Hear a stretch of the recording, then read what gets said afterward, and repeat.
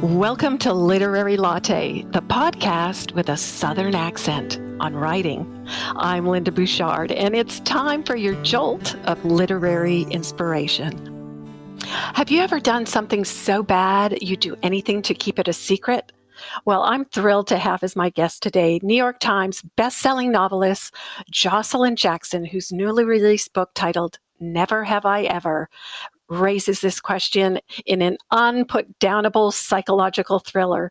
Joshilyn is known for her Southern fiction with strong women characters, and although she's not adverse to a plot twist, she admits that she stepped out of her comfort zone with this novel. And we'll get to that and dive into the backstory of Never Have I Ever with my guest, Joshilyn Jackson, right after this from our sponsor. This episode is sponsored by Macintosh Bookshop and the Beaufort Bookstore, two of the best independent bookstores in the South, located in Beaufort, South Carolina. They carry books from the Civil War era, popular fiction, and everything Southern. And they carry all of the titles by guests on this show. So be sure to stop by both locations the next time you're in Beaufort, South Carolina. Now on to the show. Joining me today from Decatur, Georgia, is New York Times bestselling author Joshilyn Jackson. Her new novel, titled Never Have I Ever, is described by fellow author Lee Child as having, quote, a scary, ominous backbeat. She's the author of 9 novels, including Gods in Alabama and Someone Else's Love Story. She's also a contributing author for a book of autobiographical essays titled Don't Quit Your Day Job, Acclaimed Authors and the Day Jobs They Quit. Her numerous awards include the Georgia Author of the Year Award and the Southern Independent Booksellers Award for her debut novel, Gods in Alabama. A former actor, Jackson is also an award-winning audiobook narrator. Today, Joshilyn will talk about learning to scuba dive in preparation to write Never Have I Ever. We'll get to the jumping-off point for the book. She'll talk about the kind of female characters she's known for and her involvement with Reforming Arts, where she teaches creative writing inside Georgia's maximum security prison. Joshilyn, welcome and congratulations on Never Have I Ever. Oh, thank you so much. I'm happy to be here. Well, I just love this book. And you write page turners that revolve around women's issues and faith and justice issues. And Never Have I Ever explores what happens when transgressions from the past come back with a vengeance. Give us a snapshot and an overview of the book. Oh, sure. It's about a mother and a wife and a diving instructor, a scuba diving instructor named Amy Way, who has a life that I think maybe people would consider to be a little bit boring. She loves her husband. She loves her stepdaughter. She has a new baby. She likes her job, and she runs her neighborhood book club. And it's just a very quiet, regular life. But I think the reason she loves it so much is because she's pretty much invented it. She's reinvented herself, certainly. And so she loves her life, and she loves her family. And one day, when she's hosting book club, a new woman shows up, Angelica Rue, who is, she's in how every neighborhood kind of has the eyesore house? Yeah, she's in the Airbnb rental house that is, the paint is peeling. And normally people are only there for a few weeks or a few months, so they don't come to book club, but she does. And she hijacks it. She is a force of nature. She's very glamorous. Like, this is a little university town. So everybody's like adjuncts and administrators, professors and librarians. And Rue, Amy says she seems like somebody who would know how to make pate from scratch, or who had sex in a moving vehicle, maybe on the way to book club. She just doesn't fit in.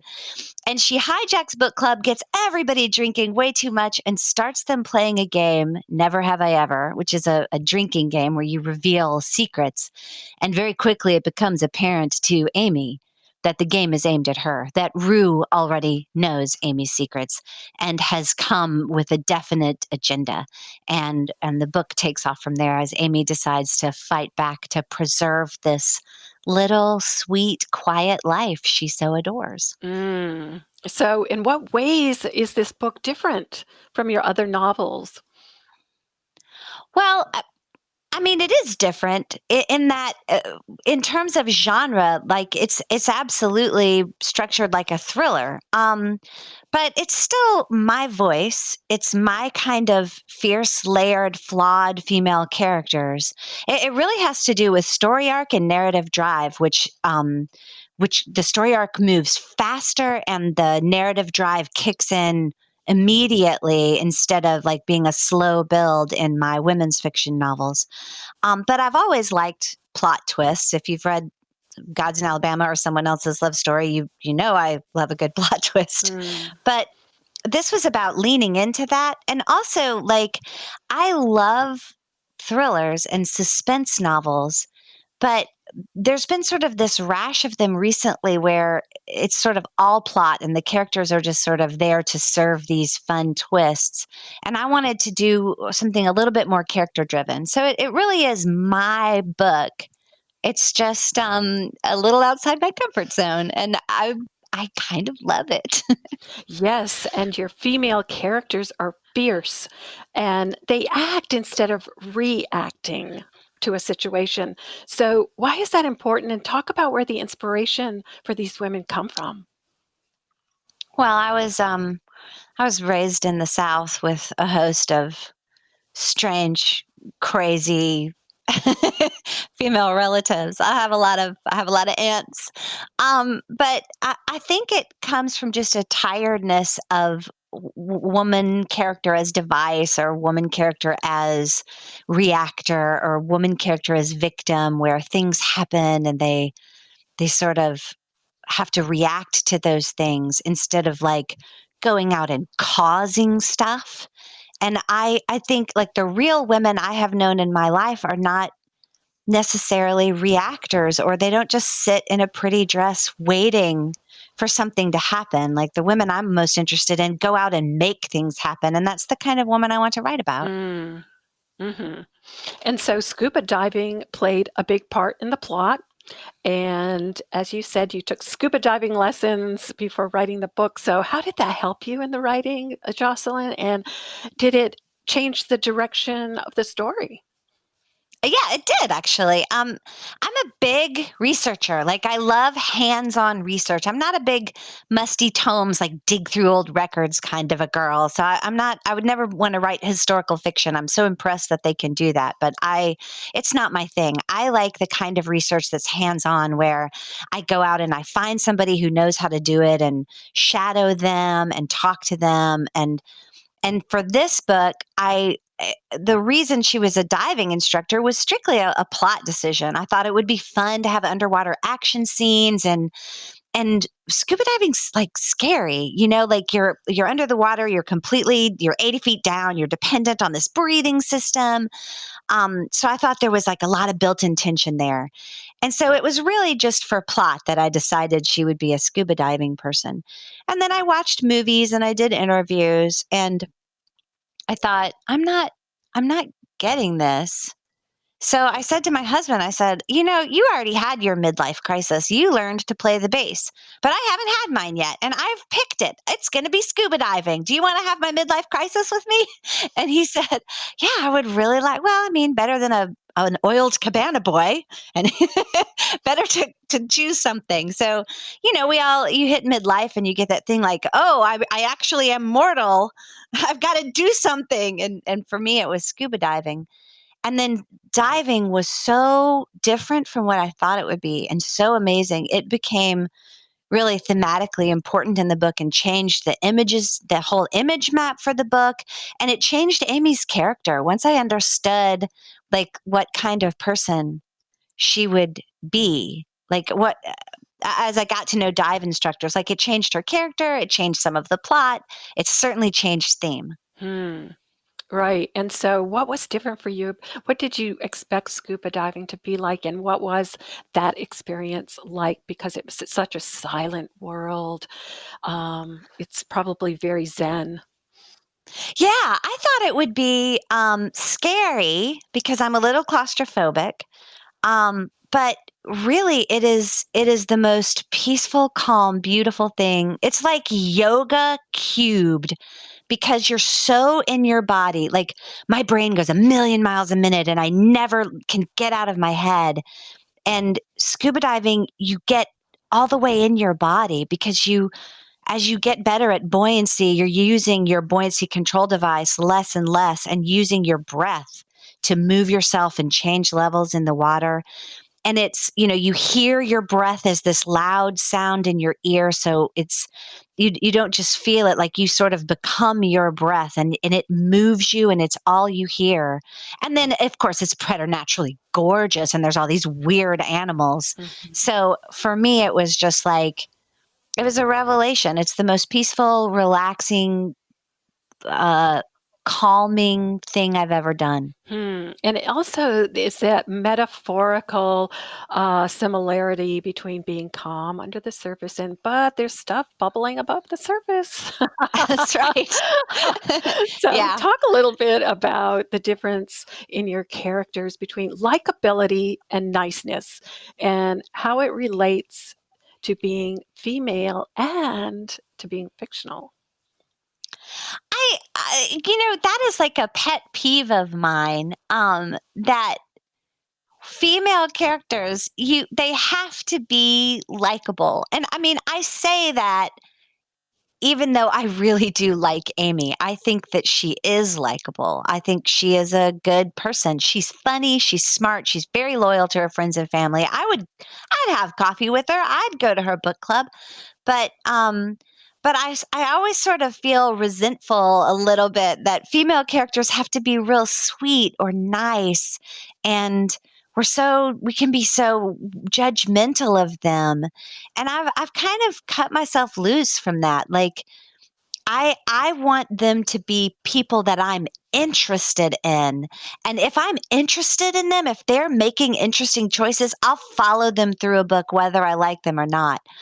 Rue is not very likable, although she has her like everybody on the planet. Rue would never say like, I'm twirling my mustache, I'm the villain. Rue has a justification for everything she does, and she believes it. Like in Rue's head, she's a good person. I'm not sure she is.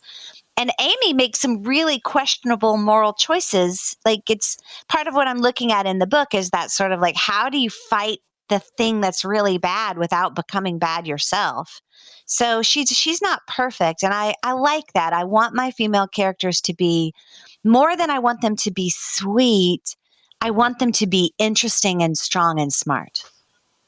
Well said. And Jocelyn, we're going to take a quick break. And my guest, if you're just joining us, is New York Times bestselling author Joshilyn Jackson, whose new book, Never Have I Ever, is a story of complicated women, a book club, and dark secrets.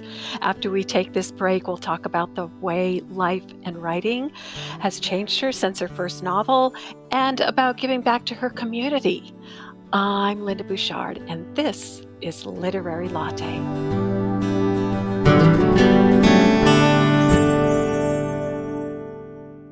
Now is the perfect time to make your book an audiobook, portable and deliverable from Amazon, Audible, and iTunes, so your readers can take it along with them wherever their imaginations roam. AudiobookSolution.com is the answer. So get started today and give voice to your written words. Just visit AudiobookSolution.com and schedule a 15-minute free call to learn more. And be sure to mention that you heard it here on Literary Latte. That's AudiobookSolution.com.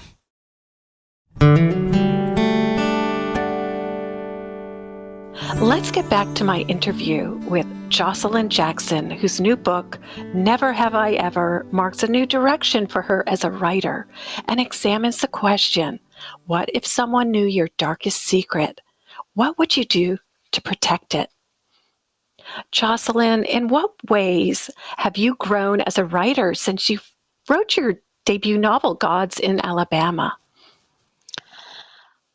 That's a good question. I think like part of it is I'm a very ambitious person, and I think that's one of the reasons I've shifted genres a little bit, is that with every book I've had like something I wanted to accomplish in terms of my craft toolbox. Like I wanted to do something in terms of structure or character that I hadn't done before. I want every book to be technically more proficient and better than the last book. I have a very short attention span, so I am one of those people who does like 17 things at once. So I want Mhm. it has to I have to make it fresh for myself every time so that it is a great pleasure to me. And I just think like in some ways, like my process, which is backwards and terrible, hasn't changed at all.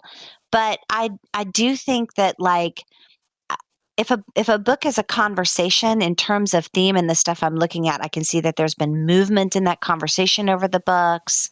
I mean, there's things I'm always interested in, but my beliefs around them or the questions I'm asking around them change. Okay, explain that a little bit. You said your process is backwards and terrible. What do you mean by that? Oh Lord, I mean, there are those books out there like How to Write a Novel. Mm. I think none of them are right.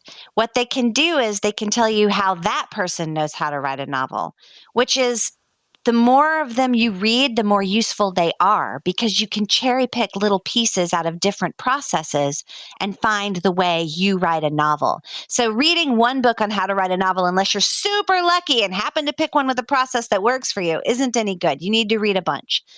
And then you need Mm. to just try stuff. And for me, my process is just terrible. It's so inefficient. In what way? I mean, can you be specific? Sure, I probably throw away 50 to 100,000 words every novel, but I have to write those words in order to peel the good ones out. Mhm. And I hate drafting. I hate it. Maybe because as I've grown as a writer, I understand when I'm writing a bad sentence that I am in the act of perpetrating a bad sentence, and the only way out is to complete the bad sentence. Um, so I hate drafting and I love revising. So I probably spend 90% of my time revising. So I just write reams and reams of terrible. I think of it like this. It's like to write is to go out to a filthy creek in Georgia in August. It's 102 degrees, humidity's at 400%. The dogs have been pooping there, and you're digging filthy clay out of a disgusting creek bed. And then revising is you take that clay to your own room, which is air conditioned, and your cat is there, and your favorite tea is there, and you make something out of that clay. So, and there are people who like, they can write an outline. I just have to just write a whole bunch of stuff and find the story that my subconscious is trying to get through all the white noise in my head and find it. It's not efficient. Wow, but that's powerful advice for writers, that there is no one way. You just have to find your way as you're writing, and writing is always a act of self-discovery. Agreed. So, Joshilyn, you're on the board of Reforming Arts, where you teach creative writing inside Georgia's maximum security prison. Talk about that, and if these women show up in your novels. Um, no, no real people ever show up in my novels. There will be moments or gestures or someone's hair or a funny line someone says sometimes like that. But I never move anybody one to one, into a novel. Um, I make all the people up. But reforming arts is actually a thing that's it's pretty close to my heart. It's an organization in partnership with Georgia State Perimeter University that is bringing education to women who are incarcerated. And I think that, my students have one thing in common, really. Like, they're all different ages, all different races, all different orientations. They're very different people. But the thing I would say 98% of them have in common is that they come out of grinding poverty Mm, and disordered families where they have had almost no opportunity to at all. So mm, to bring education into prison is to bring opportunity into a place, to a population that was not born with any. yeah. And I think that, opportunity is the thing that stops recidivism. It's, if you have a chance to make a good life, why would you choose a bad one? You wouldn't. But if you don't have that opportunity, you'll do whatever you need to do to survive. That we're human beings. That's what happens. And it's probably very therapeutic for them to write their thoughts down.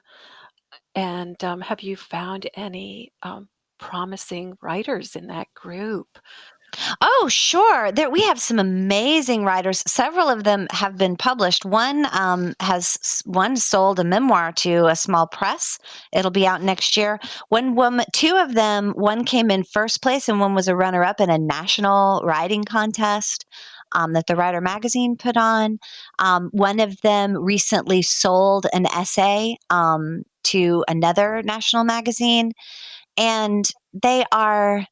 I think that if you can tell your story, like, in a way that is distant from you, right? Like, on a piece of paper where you can look at it later and see what you've said. I think that can be for every person on the planet, incarcerated or not. It is an act of self-revelation, and I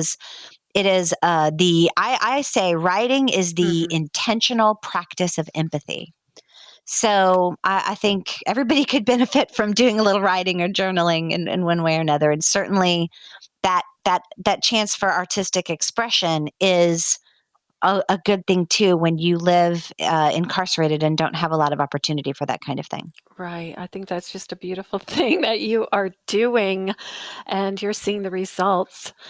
So, is there one place or person, a fellow writer maybe, who has influenced your own writing? Yes, I'd say the writer that's been the most influential to me has been Lydia Netzer. She wrote Shine, Shine, Shine Mm, and How to Tell Toledo from the Night Sky. She's been a Times Notable book, a bestseller, a Target Book Club pick. I met Lydia when we were both in our 20s in graduate school.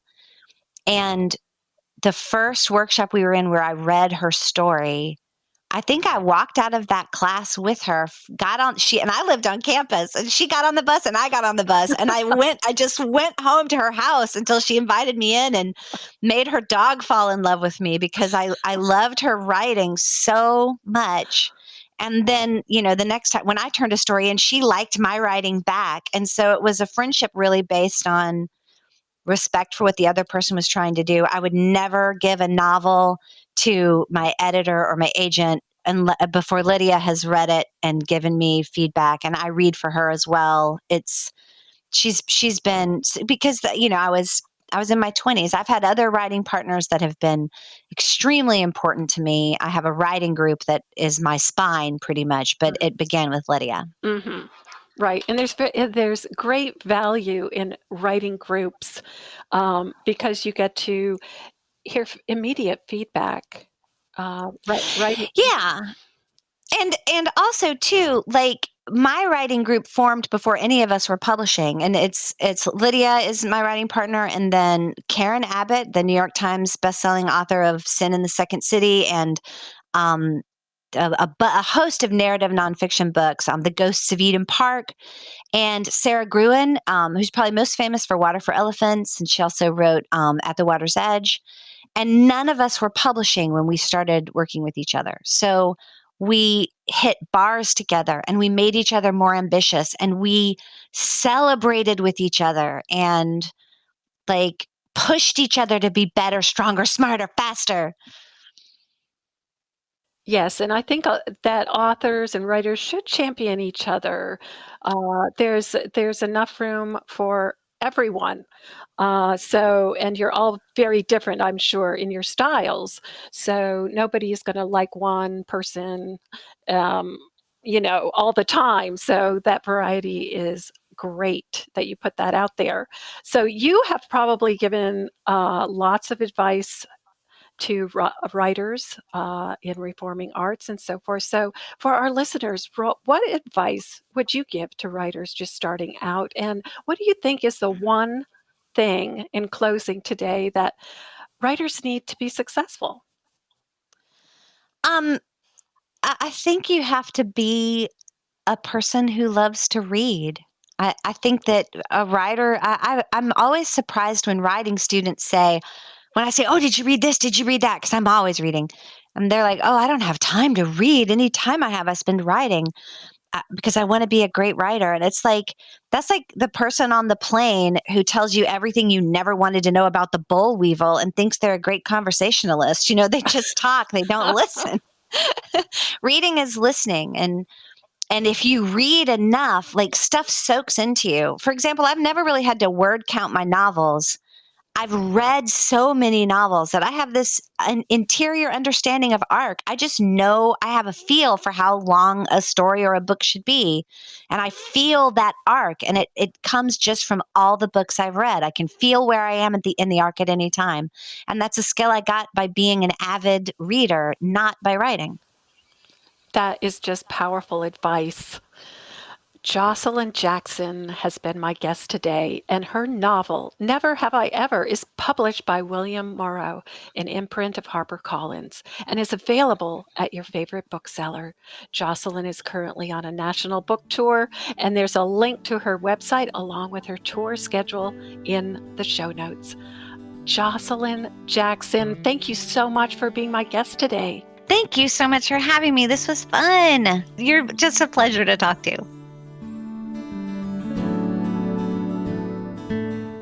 If you enjoyed this episode, please share it with your tribe and be sure to go to Apple Podcasts to rate, review, and subscribe to this podcast. Join me next time for another Southern-laced literary conversation.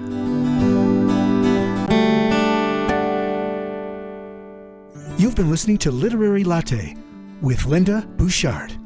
For more information, visit bookingauthorsinc.com.